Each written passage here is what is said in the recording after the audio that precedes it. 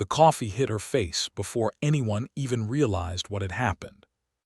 It wasn't just a spill, it was deliberate, slow, calculated. And the worst part, everyone laughed. Some covered their mouths, some looked away, but enough of them laughed to make it clear this was normal here. What nobody in that room understood was that the woman standing there, drenched in hot coffee, wasn't who they thought she was. Not even close. Vanessa Cole didn't flinch. The heat burned through her blouse, stinging her skin, but her posture didn't change. Her breathing stayed even. Her hands remained calmly at her sides. Across from her, Marcus Vale, the golden boy of the firm, smirked like he had just told the world's funniest joke.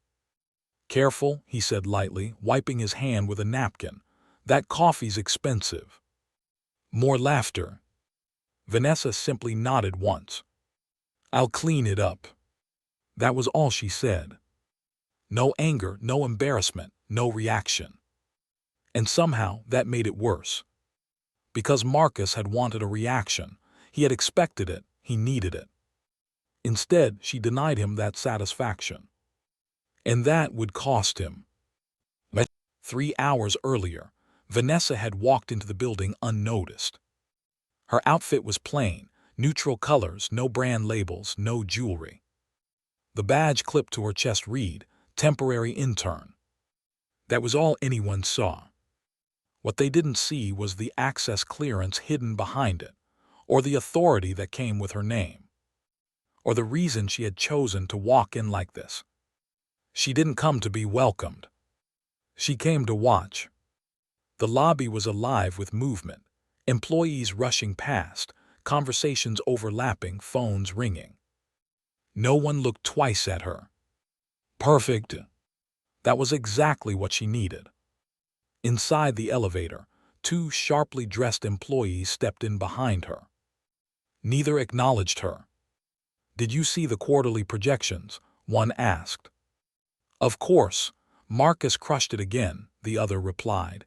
"He's definitely getting promoted this year." Vanessa listened quietly. Information was everywhere. People revealed more when they believed. No, one important was listening. "And HR," the first woman added with a laugh. "Still useless, complaints just disappear." Vanessa kept her gaze forward. Noted. When the elevator doors opened, chaos greeted her. Open office, loud chatter, controlled disorder disguised as productivity. At the center of it all stood Marcus. Tall, confident, perfect suit, perfect smile. He radiated authority. And fear.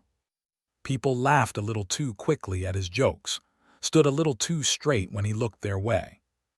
That told Vanessa everything she needed to know. Power here didn't come from respect. It came from control.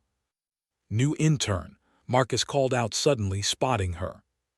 The room quieted just enough. Vanessa stepped forward. "Vanessa Cole." He looked her up and down, not even trying to hide his judgment. "Interesting choice," he muttered. "We usually aim younger." A few chuckles followed. Vanessa didn't respond. Marcus clapped his hands.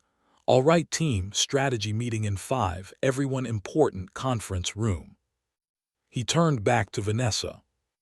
"You," he said casually, "supply room's a mess, start there." No hesitation, no question. Just dismissal. Vanessa nodded. "Of course." And just like that, she disappeared from importance. Exactly where she wanted to be. The supply room was chaos. Boxes stacked incorrectly, files misplaced, labels missing. Not neglect. Deliberate avoidance. Tasks like this were punishment assignments, busy work, time wasters. Vanessa worked quickly, but her mind stayed active. She observed everything. Who avoided eye contact? Who looked nervous? Who whispered when Marcus passed? And most importantly, who stayed silent? Silence was never neutral. It was survival. At 10:50, she moved toward the kitchen. The executive meeting was at 11, and Marcus had already made his expectations clear. Coffee service. A humiliation disguised as training. Vanessa prepared the tray carefully. Premium beans. Precise arrangement. Perfect presentation. Not because they deserved it, but because she wanted no excuse. No distraction. Just truth. And then came the moment. The conference room doors opened. Executives inside. Marcus at the front. Everyone watching. Vanessa entered quietly, pushing the cart forward. Marcus announced loudly, "Our intern arrives." Eyes turned. Judgment filled the room. She poured the coffee steadily, placed the cup near him. And then, he moved. Too sharp. Too intentional. His arm struck the cup. Coffee exploded upward. Straight onto her. Gasps. Then laughter. Marcus stepped back, pretending surprise. "Oh wow," he said, "that's unfortunate." Unfortunate. Vanessa felt the heat on her skin. But she didn't react. "I'll clean it," she said calmly. The room laughed again. Marcus leaned closer. "Next time," he whispered, "stand farther away from people who matter." That was the moment. The line crossed so casually, so confidently. Because he believed he was untouchable. Vanessa looked at him. Really looked. And in that second, she made her decision. 15 minutes later, she returned. Still stained. Still calm. But something had changed. She stood differently now. Straighter. Sharper. Marcus noticed. He smirked. "Ready to contribute," he said mockingly, tossing her a thick binder. Present page 62. No preparation. No warning. Another setup. Vanessa opened the file. Scanned quickly. And then, she spoke. "There's a discrepancy in vendor allocation," she said. The room stilled. Marcus frowned. "The reported growth doesn't match actual revenue streams. There's an overstatement of nearly 18%. Silence. She turned another page. These expenses, routed through external consulting, lacked deliverables. Now people were looking at Marcus. Not her. Marcus stepped forward. "That's enough," he snapped. Vanessa closed the binder. "You asked me to present." His jaw tightened. "You're overstepping." "No," she said calmly, "I'm observing." And that single word shifted the room. At noon, everything changed. The entire office gathered. Rumors buzzing. Confusion spreading. Marcus stood confidently at the front. Waiting. Expecting control. Then the screen flickered. The board appeared. And the chairman spoke. "Our new CEO has already arrived." Everyone looked at the door. But no one entered. Because she was already there. Vanessa stepped forward. The room froze. "I believe introductions are overdue," she said. Silence fell like a weight. Marcus blinked. Once. Twice. "No," he muttered. Vanessa placed her badge on the table. "I'm Vanessa Cole, CEO of this company." Shock exploded through the room. And Marcus went pale. What followed wasn't loud.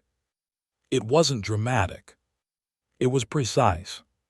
Controlled. Devastating.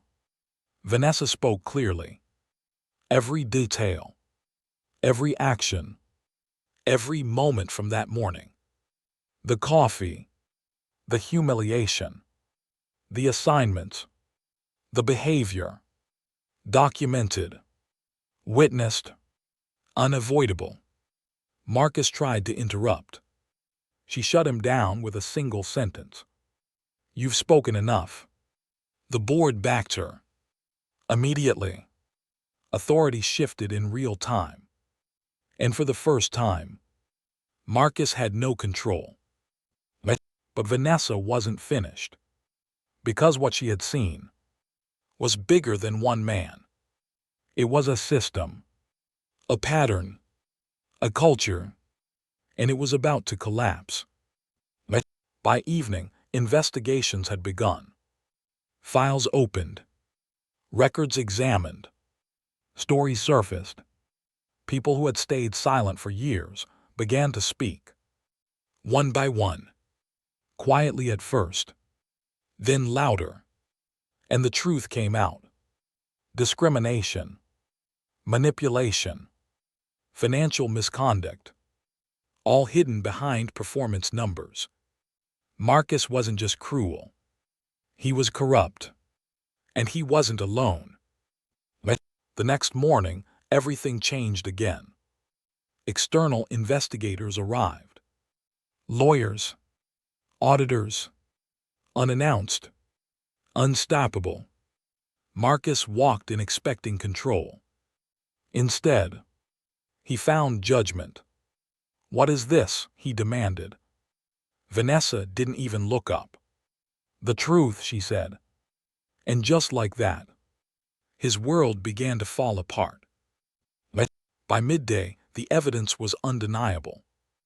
Emails, transactions, patterns, connections. Everything pointed back to him. The man who thought he owned the room now couldn't even stand in it. "You're suspended," Vanessa said. No anger, no emotion, just finality. Marcus laughed nervously. "You can't do this." Vanessa finally looked at him. "I already did." Security escorted him out. And no one laughed. Not this time. But the real ending came later, when the office was quiet, when the noise had settled, when the fear had lifted just enough. A young intern walked into the break room. Nervous, shaking, holding a tray of coffee. The cup tilted, about to spill. Vanessa stepped forward instantly, steadying it. "It's okay," she said gently. The intern looked terrified. "I'm sorry, I didn't mean." "You're fine," Vanessa said. And then she added something simple, something powerful, something this place had never truly known. "You're safe here." And for the first time, it was true. Not because of policy, not because of rules, but because someone had finally stood up and refused to look away.